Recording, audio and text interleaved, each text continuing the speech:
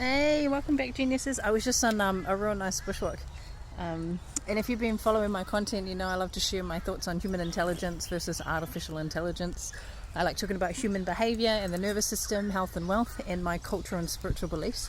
And today, I wanted to share my heart on the difference between silent treatment and actually setting red line boundaries to keep you and your family safe from financial and emotional manipulators and their minions. So, let's be radically honest right out of the fucking gate.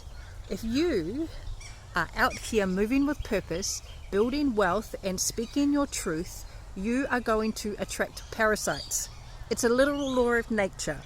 This is a massive lie that has been circulating in the self-help world that says if you're successful, everyone will love you. Well, let me tell you something with the front lines of reality. If you do not have haters, you aren't successful, period. Your growth, your visibility, your bank account will naturally agitate people who are stagnant. And when those people cannot control how the public sees you, they will try to control how you see yourself. They do this through a specific calculated type of psychological warfare. And the minute you try to use mature, open, transparent communication to fix it, they double down on their absolute bullshit. And I'm speaking directly to the transparent communicators today. I'm speaking to the people who love deep, honest, out the gate, kōrero, talking, communication. People like us view communication as a bridge to connection. We think if I can just explain my heart clearly enough, if I can just show them the data, the facts, the evidence, they will understand. But we all need to realize that an abuser does not use communication to connect. They use it to conquer. And when you bring transparency to a manipulator, they don't see an invitation to heal. They see a roadmap of your vulnerabilities. They will intentionally twist your words, rewrite history, and double down on their lies to force your nervous system into a state of frantic defense. And when you finally refuse to play their game, they turn to their favorite weapon, the silent treatment. We need to draw a hard factual line between the silent treatment and emotional detachment, because one is a crime against your soul and the other is your salvation. The silent treatment is a deliberate, abusive power play. It is designed to punish you, to isolate you, and to force your compliance through emotional starvation. When a manipulator goes silent, their goal is to make you feel invisible, small, and desperate enough to apologize for things that you never did, just so that they can restore the peace. Biologically, the silent treatment triggers the exact same pathways in a human brain as physical pain. I'm going to repeat that. Biologically, the silent treatment triggers the exact same pathways in the human brain as physical pain. It is an active assault on your nervous system, meant to keep you locked in a state of high anxiety, hypervigilance, and fear.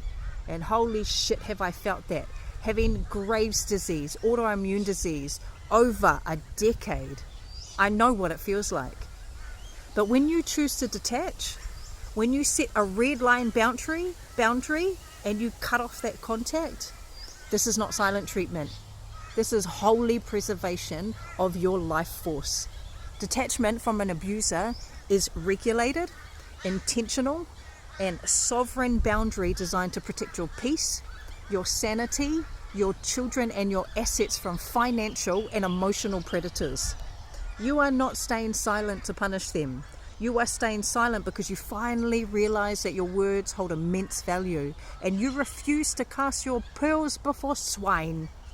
You cannot negotiate peace with someone who profits off your chaos. When a manipulator realizes that they can no longer access your nervous system directly, they will send their minions, their flying monkeys, the people who come to disguise as neutral parties asking, why can't you just talk it out? You need to look at those minions dead in the eye and recognize them for what exactly that they are. They are an extension of the abuse. They are doubling down on bullshit by proxy. My belief in God, my ancestors, and quantum science has taught me that energy is contagious. You cannot heal your body, you cannot regulate your nervous system, and you cannot build sustainable wealth while allowing toxic, manipulative frequencies inside your field. But when you step into your power, when you refuse to accept a single ounce of disrespect or manipulation, you're going to make people angry. They're going to get fucked off at you. Let them be angry. Their hatred is just the validation you have officially broken free from all of their control. Stop trying to speak over the noise of people who are committed to misunderstanding you. Turn your back, lock your boundaries, protect your family, and let your success do the talking. Because let me tell you something, geniuses, turning your back on bullshit isn't about blocking out the darkness. It's about fiercely protecting your light. And once you lock those red line boundaries, you finally clear space to tap into one of the highest, most potential frequencies in the universe. For me, love, gratitude, and radical authenticity are not just nice concepts. They are my absolute favorite high vibe frequencies. And they are the exact energetic tools I use every single day to manifest my reality and protect my peace. See, the beautiful paradox about standing in your power is that you can be completely undenying with your boundaries while remaining incredibly soft, warm, loving in your spirit. When I look at my life today, I smile. I smile because I know exactly who I am. I know the immense depth of the love I carry inside my soul. Love is the ultimate quantum force. And when you move with genuine love, love for your children, love for your tribe, love for the vision that God has placed inside your heart, you become completely bulletproof to the petty projections of envious people. But you cannot have true love for others until you master the holy trinity of thyself. Self-love, self-esteem, and my favorite, self-respect. So let's break these down because these are the baseline of your nervous system's health. Self-love is the baseline. It's how you care for your body, for your mind, for your spirit when nobody is watching. It's making sure you feed your body clean energy, you protect your sleep, and you give yourself the grace to heal from the battles that you actually fought. Then you've got self-esteem. Self-esteem is your cellular confidence. It's the internal data that reminds you of your own intelligence, your own capabilities, and your track record of survival. It's looking into the mirror and knowing without a shadow of a doubt that you are highly capable, multidimensional, and nobody can give you your self-esteem. And when it's locked in, nobody can take it away from you. But here's a real game changer for me, the absolute crown jewel, and that is self-respect. Self-respect is an action arm of self-love. It's the standard you set for how you allow yourself to be treated. Self-respect is what looks at toxic situations, looks at a manipulator and an abusive environment and says, I love you, but I respect myself way too much to stand here and swallow this poison. When your self-respect is non-negotiable, your authenticity becomes effortless. You stop wearing masks. You stop pleasing the crowd. You stop shrinking your personality. You stop hiding your beliefs just to make small-minded people feel comfortable. You show up raw, unfiltered, authentic. Flaws, fire, smiles, all of it. And that brings me to my favorite daily practice, radical gratitude. Every single day, the moment my feet hit the floor, I anchor my mind in gratitude, not just for the big wins or the financial abundance, but for the breath in my lungs, the safety of my home, the laughter of my sons, and the peace in my space. Gratitude is a literal quantum hack.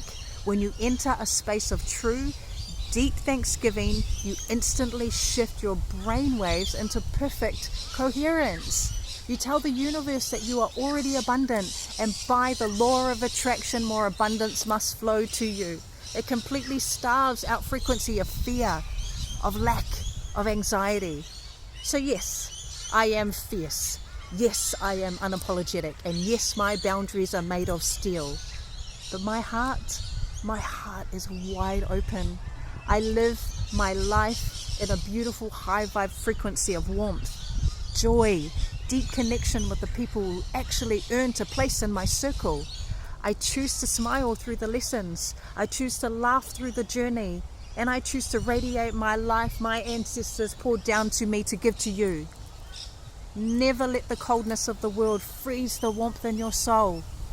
Lock your doors to vultures. Keep your heart wide open to the magic. And thank you. Thank you for listening to me. Stay flat-footed on your truth today, okay? Keep your frequency clean, and I'll see you in the next video. I love you. Bye for now.